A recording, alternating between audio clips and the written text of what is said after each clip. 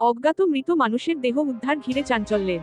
অগ্নিবাপক দপ্তরে খবর আসে চরিলাম বিধানসভা অন্তর্গত বাথানবাড়ি পঞ্চায়েত এলাকার শিকরিয়া বাথানমুড়া লেম্বুথল জায়গা এক অজ্ঞাত রাস্তার মাঝখানে পড়ে দেখতে পায় পথ চলতি মানুষ। বিশালগড় অগ্নিনির্বাপক দপ্তরের কর্মীরা ছুটে গিয়ে মৃত ব্যক্তিকে বিশালগড় মহকুমা হাসপাতালে নিয়ে আসে। কর্মরত চিকিৎসক প্রাথমিক চিকিৎসা পরীক্ষা নিরীক্ষার পর মৃত বলে ঘোষণা করে, কিন্তু এখন অজ্ঞাত মৃত ব্যক্তির পরিচয় জানা যায়নি।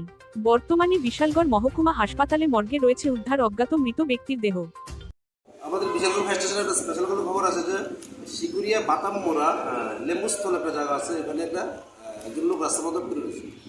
খবর পাওয়ার সঙ্গে সঙ্গে আমরা গেলাম, এখানে ছুটে গেলাম, গিয়ে দেখলাম যে লেম্বুস্থল রাস্তার মাঝখানে একটা লোক দুই জমিন লোক একটা পড়ে রয়েছে এবং ওনার মুখ দিয়ে ফেনাটা নাইছে।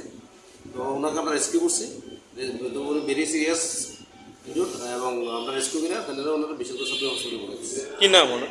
নামটা কিছু পাওয়া যায় কোন জায়গায় বাড়ি, ঠিকানা? না, কিছুই পাওয়া যায়। আর ওইখানে লোকাল যারা আসলে তারা জিজ্ঞাসা করছিলাম ওনার পরিচয় আছে, তারাও জানে না। ব্যুরো রিপোর্ট, জনতার বার্তা।